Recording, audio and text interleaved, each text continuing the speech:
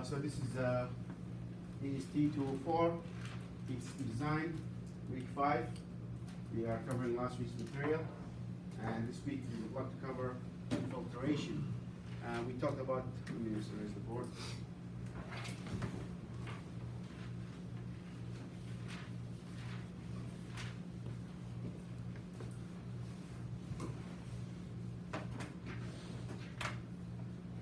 So we talked, what are the two heat losses in a house?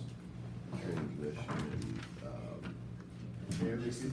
infiltration. Yeah, so transmission we covered in a way that's heat moving through walls, through ceiling, through floor, that's transmission. You're transmitting heat through material. Air leakage is another way we lose heat all the time in the house, and also call it filtration. They also call it exfiltration. Infiltration when the air comes in, exfiltration when the air goes out. But the term infiltration is used interchangeably.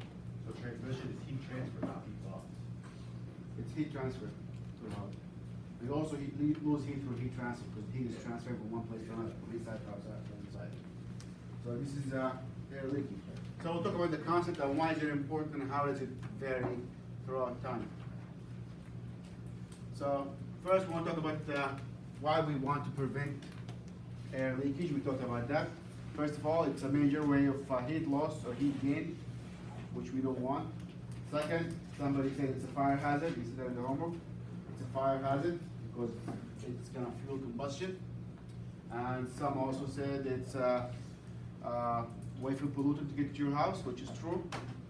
So you're gonna get a lot of pollens and allergies, and also it can bring in a lot of moisture, depending on the season, and that can cause you to have mold in your house. So infiltration is not a good thing to have in your house. We will talk about pressure and flow and how does that relate to infiltration. Why in a windy day you can feel that air is coming more into the house than before, and the pressure difference between inside and outside does relate to the infiltration rate. We'll talk also about blower door testing. So it can be a little bit confusing trying to find the air leakage in a house. What do? So there's something called a blower door test, which actually literally, it's a big fan, they put it in the front door, they turn it on, and it's supposed to create a vacuum in your house. So the house will be negative pressure, and it will start putting in. Then you can go and do a smoke test and trace and see where the smoke coming from. And they also have the small little smokers, small machine down to the vape, put the vape juice in it. Seriously, this is how it works. And you go around and you see how the smoke moves. We still use smoke test as a way to know filtration. To find leaks in duct system, we still use smoke system. I don't know if they have any more advances in that, but this is the most basic, easy way to do leaks. Smoke test. We will talk also about how to find air leaks, smoke test and traces. How do they find leak in? How do you find an oil leak in your car? First thing you do is wash the car thoroughly and look for residue. You're gonna wait and look for residue. Sometimes you look for dripping on the floor. Sometimes you go with a flashlight underneath the car and try to look for condensation. How do you find the leak in a refrigerant line? Very difficult. The bubbles. Yeah, if it's a long line, when you're gonna go with bubble everywhere, it's really tough. What if it's very small? Sometimes it's really annoying. You put the bubbles and one bubble comes every minute. So, some of the ways they do it, they inject a dye with the refrigerant and wait.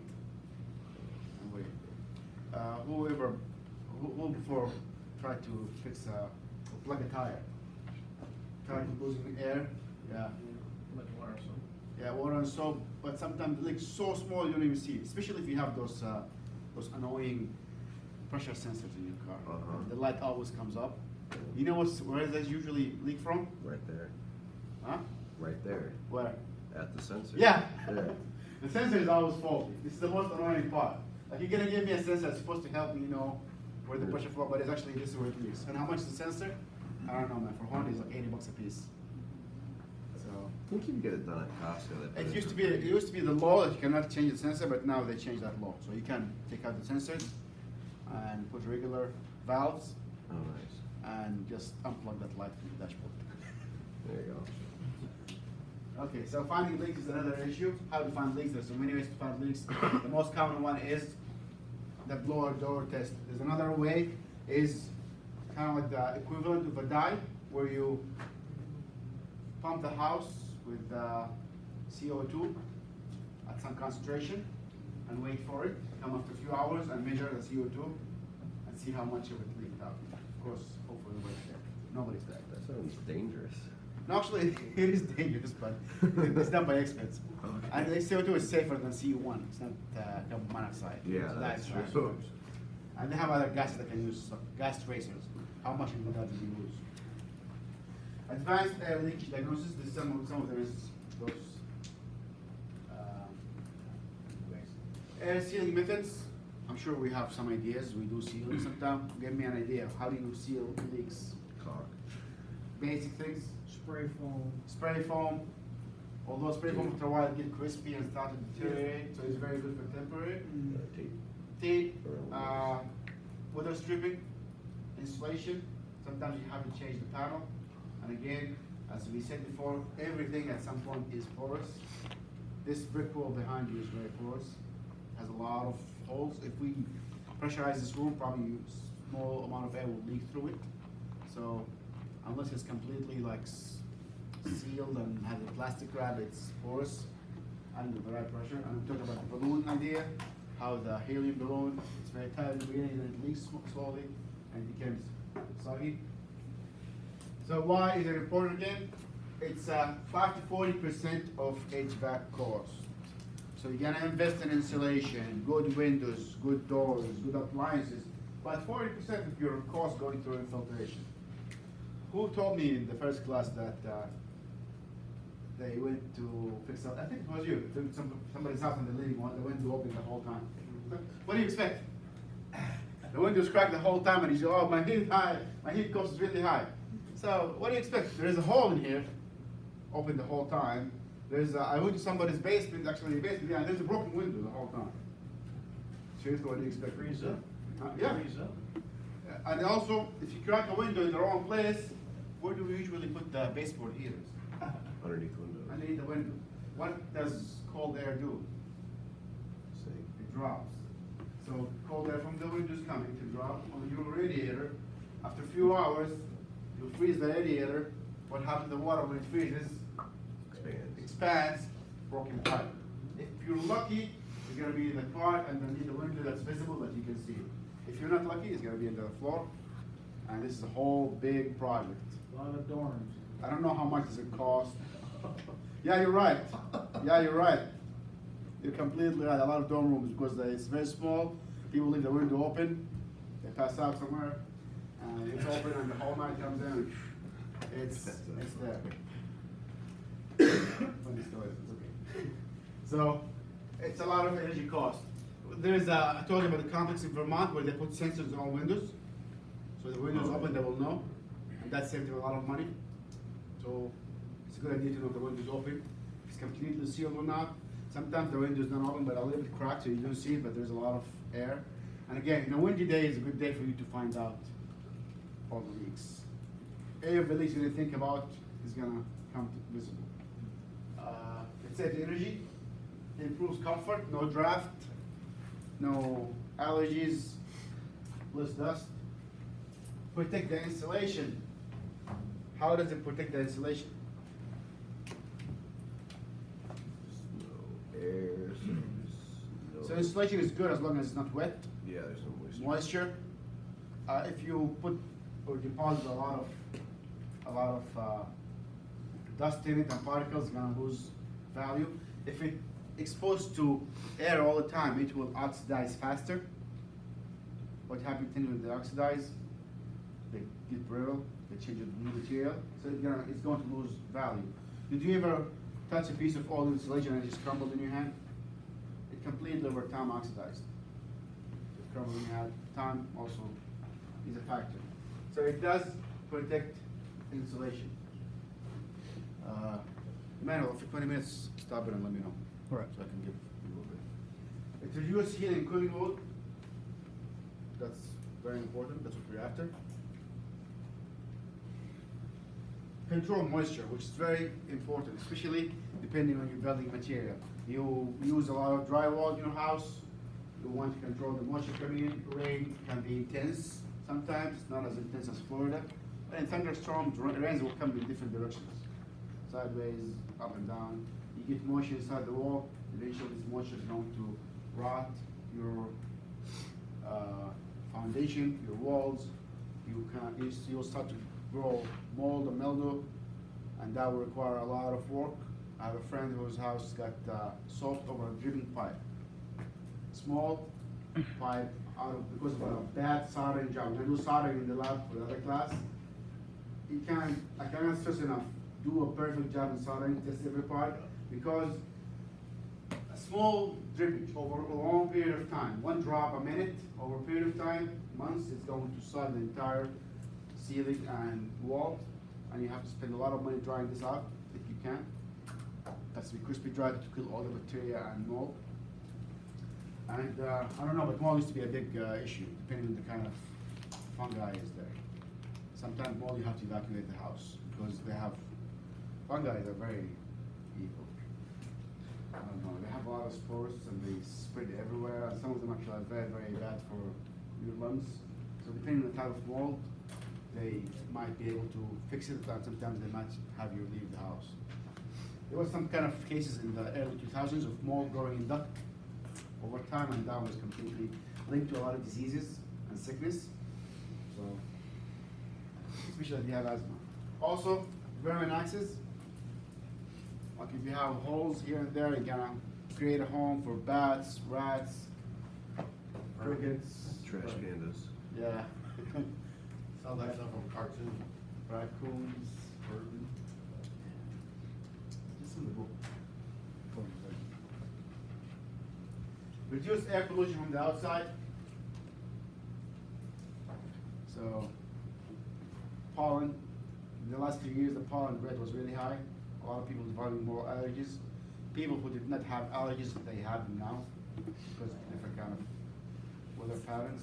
So it's good to have, if you're gonna sleep in a place or spend a lot of time in the house, you want there to be good quality. If you need to go get exposed outside, your body can recover, but you want to give it time and chance to recover. So it's good to have good quality air inside your house. Reduce rainwater leaks. So again, we get a lot of rain here. If you have tight walls and windows, probably it will be good for you. Fire safety. That's what Jacob said. Why is there a fire safety to have airtight house in a way? Less leakage.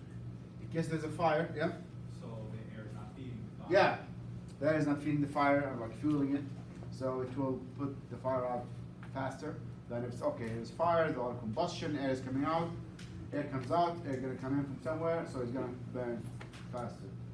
So that's another issue you have with the fire. Any questions so far? I'm sure you have a lot of ideas about ways to improve air leakage. Is that why older houses burn down so easily? Yeah, that's Dry true. water? And because also the wood was not as So dry. fire time, so dry. A lot of Balloon construction where they don't have a wall in between studs or between Yeah. the wall. also they have a lot of fire knob. It was called Knob and tube. knob and tube, which is like wires for the conduits. I've seen also wires with fabric insulation.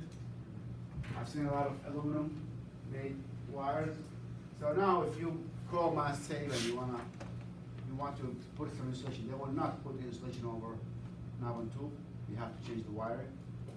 Never understood that only because the neutral and the hot is so far apart from each Yeah. other. It's better than it being here and driving a screw. I'm with you. Yeah, I'm with you. But the idea that the wire is exposed and dangling, Mm. something can fall on it, they want to be protected. It's not about the neutral and hot. Yeah. Yeah, but I understand. So you see the wire is exposed and hanging on a ceramic holder by itself, which is fine. It's just, it's kind of loose. And if you look at those wire,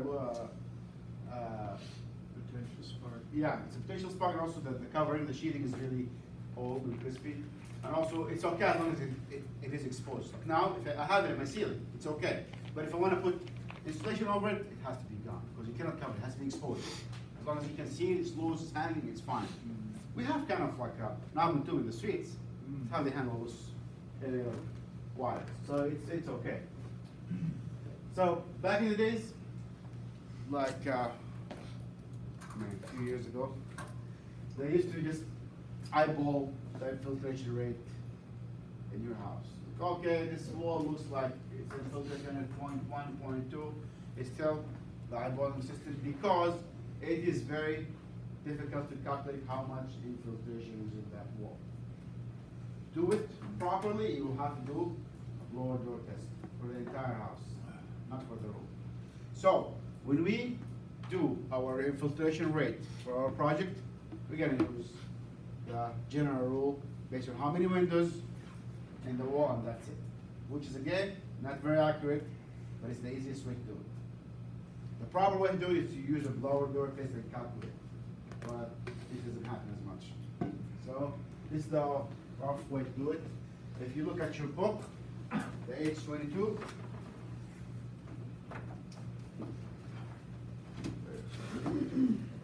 let's look at filtration rates.